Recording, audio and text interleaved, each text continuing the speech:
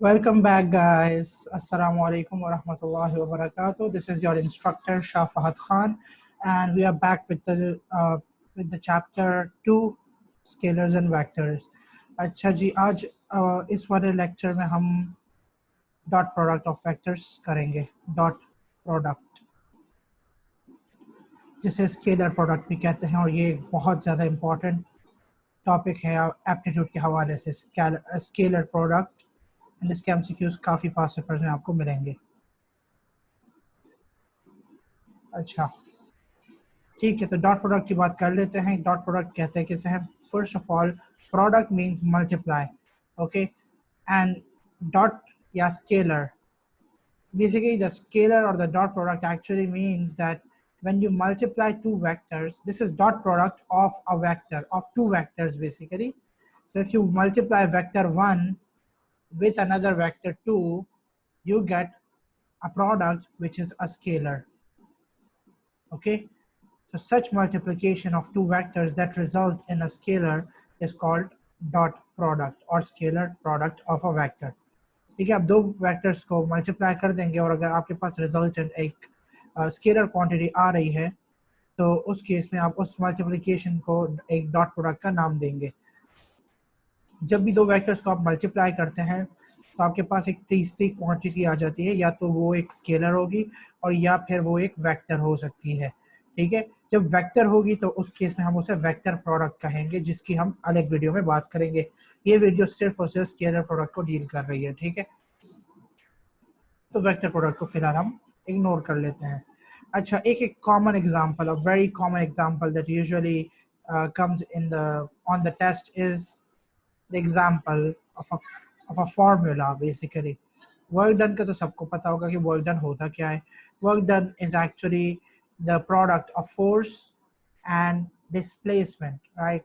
So अगर आपके पास एक ब्लॉक है and this block covers a distance to the right hand side, if a force is applied to the right hand side and the same block covers a distance x meters in the direction of that force, so when you multiply this force and this distance x, you'll get work.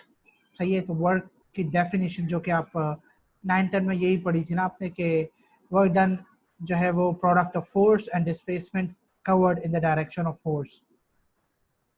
Product of force and the distance covered in the direction of force. अच्छा, distance covered in the direction of force का मतलब ये है कि मैं displacement की बात कर रहा हूँ. I am talking about displacement. Why? Because it is covered in a particular direction. It is covered in the direction of the force, and force, as you know, is also a vector quantity. Force की भी एक particular direction है. अब ये दोनों vector quantities हैं, लेकिन work क्या चीज़ है? Is work a vector or a scalar? Work की कोई direction नहीं होती. It is a scalar quantity. क्योंकि work is also a form of energy, right? Energy is a scalar quantity. That's why work is also a scalar quantity. So you multiply two vectors, दो vectors को multiply कर दिया, and the answer that you got is a scalar.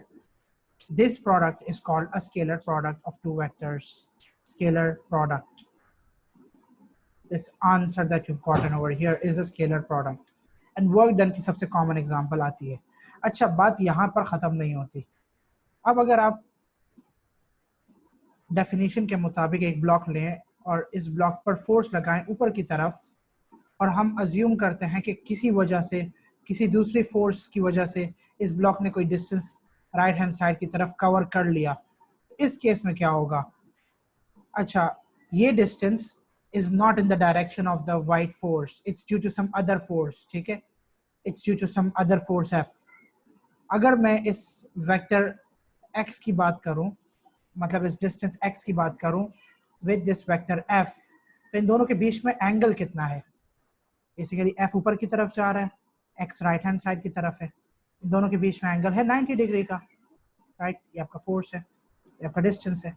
अच्छा, by the way, this distance is not covered by this force. Okay, the distance covered in the horizontal direction is not due to the vertical force, is due to some other force. ठीक है, उस force को मैं फिलहाल ignore कर रहा हूँ. अब मुझे ये बताएं कि इस फोर्स ने, जो कि ऊपर की तरफ लग रही है, इस बॉडी पर कितना वर्क डन किया। अच्छा, वर्क डन की डेफिनेशन क्या है? It is the product of force and the distance travelled in direction of force. ठीक है, वर्क डन की डेफिनेशन ये है ना कि distance travelled in the direction of force. यहां पर इस केस में जो फोर्स की डायरेक्शन है उसमें कोई डिस्टेंस कवर नहीं हुआ, बल्कि किसी दूसरी डायरेक्शन में डिस्टेंस कवर हुआ। तो क्या मैं ये कह सकता हूं कि ये distance covered in this the direction of this force is zero? अगर ये जीरो हो गया और ये फोर्स एफ है तो आंसर क्या आ जाएगा आपके पास? जीरो। तो जब भी फोर्स और डिस्टेंस परपेंडिकुलर होंगे एक दूसरे के तो वर्क डन कितना हो जाएगा? जीरो। अच्छा, अब इससे एक बहुत इंपॉर्टेंट बात समझ आ जाती है। इसका मतलब ये हुआ कि work done is equal to F dot S, given that work done की वैल्यू मैक्सिमम तब होगी जब दोनों पैरेलल होंगे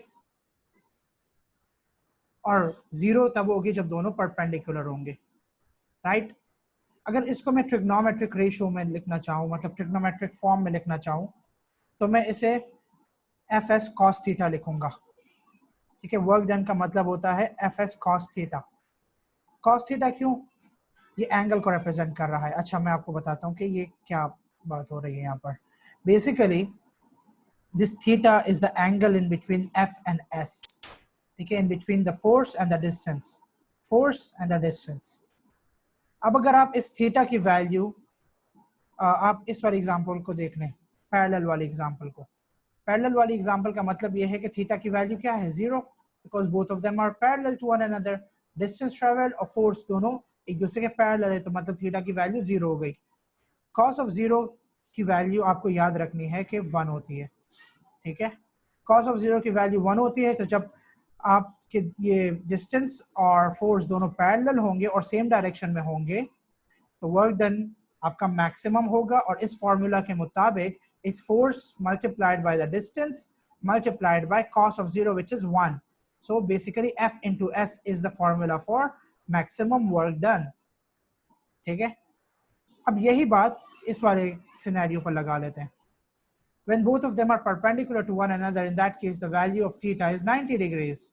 And cos of 90 की वैल्यू भी आपको याद रखनी है कि cos of 90 की वैल्यू होती है 0. तो अब आप इस cos of 90 को अगर आप इस इक्वेशन में डालेंगे, so the answer that you get for work is gonna be F multiplied by S multiplied by cos of 90, which is 0. Work done हो जाएगा 0.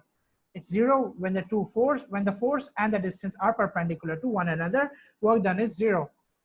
So इससे हम एक जनरल फॉर्मूला निकाल सकते हैं कि कोई भी वेक्टर A और वेक्टर B का आप अगर डॉट प्रोडक्ट निकालें, डॉट प्रोडक्ट को इस डॉट से रिप्रेजेंट करते हैं, या स्केलर प्रोडक्ट को भी डॉट से रिप्रेजेंट करते हैं। वेक्टर A और वेक्टर B का डॉट प्रोडक्ट निकालें तो वो हमेशा इक्वल होता है वेक्टर A के मैग्नीट्यूड के।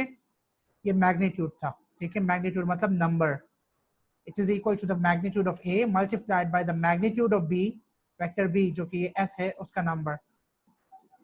मैग्नीट्यूड को इस बार साइन से रिप्रेजेंट करते हैं, multiplied by cos of theta. ये इक्वेशन बन जाती है आपके डॉट प्रोडक्ट की। क्लियर? ये फाइनल इक्वेशन है how you calculate the dot product of two vectors. अच्छा, ये बात थी जब आपके पास वेक्टर्स के मैग्नीट्यूड्स गिवन होते हैं, उनके बीच के एंगल गिवन होता है। ठीक है, तो ये आप स्ट्रेट फॉरवर्ड ये डाल के डॉट प्रोडक्ट निकाल सकते हैं। फॉर एग्जांपल आपके पास ये एक ब्लॉक है, इसके ऊपर फोर्स लग रही है राइट हैंड साइड की तरफ 10 न्यूटन की, एंड